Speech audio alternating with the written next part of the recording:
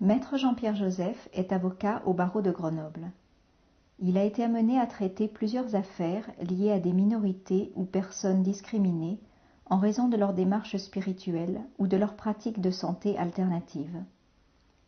Il nous parle ici du contexte dans lequel a été publié le rapport parlementaire sur les sectes de 1995, une des premières actions d'envergure entreprises par les pouvoirs publics dans le cadre d'une politique de discrimination contre les minorités spirituelles. Aux alentours du 15 décembre 1995, une équipe de télévision d'une chaîne publique fait un reportage sur un groupe agraire, une communauté agraire, un reportage qui, selon eux, sera sympathique. Donc on les rassure, rassurez-vous, on parlera simplement de votre expérience d'agriculture biologique, il n'y aura pas de problème, etc., etc. Ce que le groupe ne sait pas, c'est que ce reportage sera entièrement truqué, qu'on va mélanger des questions et des réponses, qu'on va couper des phrases, de telle manière que quand il sera diffusé sur les antennes à une heure de grande écoute, les gens vont apparaître complètement loufoques. Une semaine après, donc le 22 décembre 1995,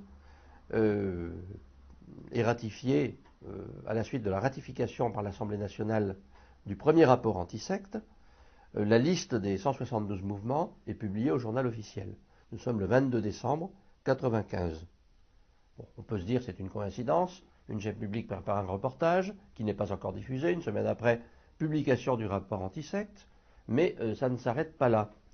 Il faut quand même préciser que ce rapport anti-secte a été ratifié par l'Assemblée nationale à l'unanimité des 7 députés présents.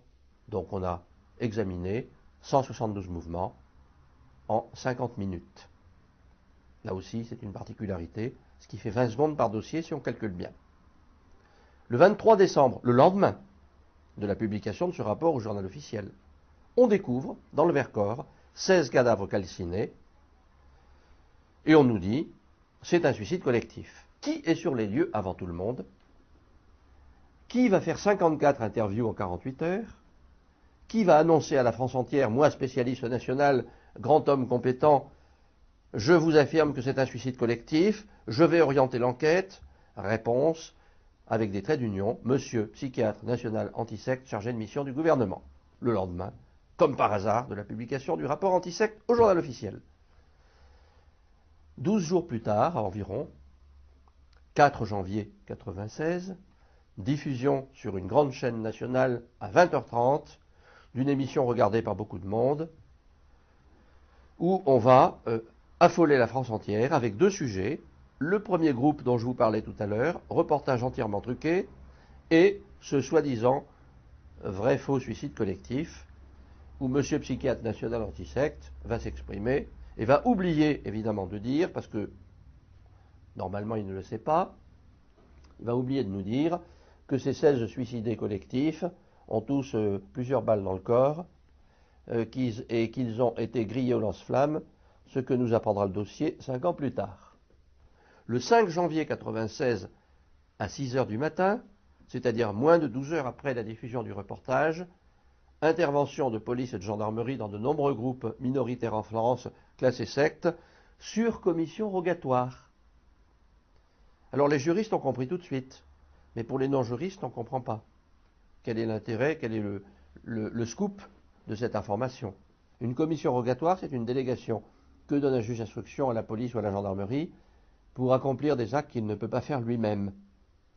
Une commission rogatoire, quand il n'y a pas de plainte, il n'y en avait pas, nécessite que le parquet a demandé à un juge d'instruction d'ouvrir une enquête sur un fait déterminé, une infraction.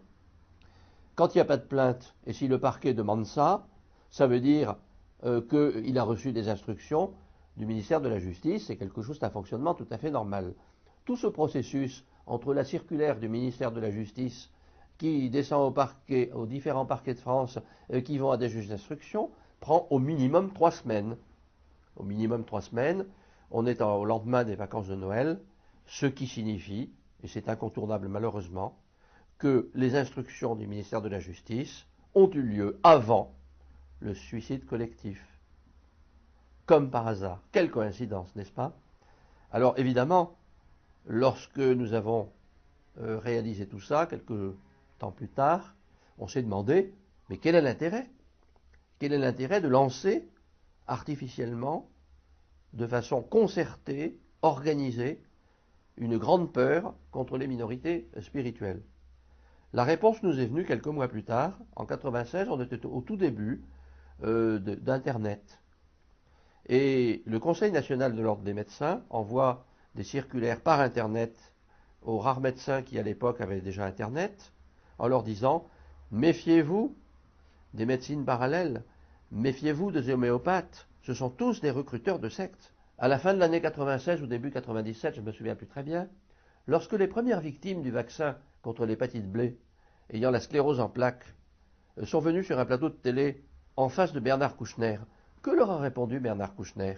Vos informations proviennent des sectes. Et c'est là qu'on a compris. C'est là qu'on a compris, parce que, naturellement, au lieu de faire 2000 victimes comme au départ, eh bien, le vaccin hépatite B aurait fait, selon un expert en pharmacovigilance, 60 000 malades neurologiques graves. Mais on a continué, puisque ça venait des sectes. Lorsqu'on a arrêté le professeur Beljanski, qui a soigné François Mitterrand, grâce à qui François Mitterrand a terminé son septennat dans la dignité, le professeur Beljanski qui a soigné des centaines de cancéreux et de sidéens avec succès. Quand on a arrêté ce brave homme qui vivait 73 ans, qui vivait avec sa femme et sa secrétaire, ils étaient 3 dans une maison, les 180 gendarmes qui sont venus dans cette maison, plus un hélicoptère et le GIGN, « Monsieur, vous êtes une secte », lui ont-ils dit. Eh oui, ils étaient 3. Et on pourrait multiplier les exemples de cette manière. On a neutralisé tous les gens, et notamment les scientifiques, qui avaient des solutions aux problèmes de société.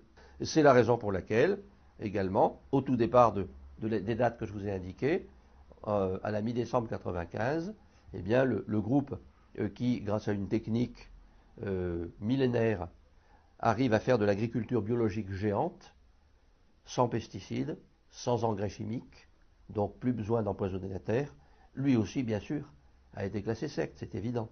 Voilà les raisons de la psychose antisecte. La France a une lourde responsabilité sur cette psychose imbécile à laquelle nous avons tous cru au départ. Les rapports parlementaires se contentent de dire « Nous avons classé 172 mouvements que nous considérons comme des sectes ». Les conditions dans lesquelles ont été faits ces travaux enlèvent tout le sérieux à ces opérations. On a recopié la liste des renseignements généraux. Ça veut dire qu'on n'a fait aucune étude sérieuse, notamment dans le groupe dont je vous parlais tout à l'heure, le groupe agraire qui fait de l'agriculture biologique géante. Les parlementaires, et notamment, je crois, le président ou le vice-président de la commission parlementaire, est venu frapper à leur porte. Nous sommes venus vous informer du fait que vous êtes une secte. Mais monsieur, est-ce que vous savez ce qu'on fait? Vous êtes une secte. Ah oui, mais est-ce que vous savez? Non, vous êtes une secte. Au revoir monsieur, merci, photo, caméra, etc. Ça s'est passé comme ça. Donc ce rapport est une mascarade. Et il n'a aucune légitimité. D'ailleurs, quelques années plus tard, le ministère de l'Intérieur écrivait à un grand groupe spirituel, le rapport parlementaire n'a aucune valeur juridique. Aucune valeur juridique.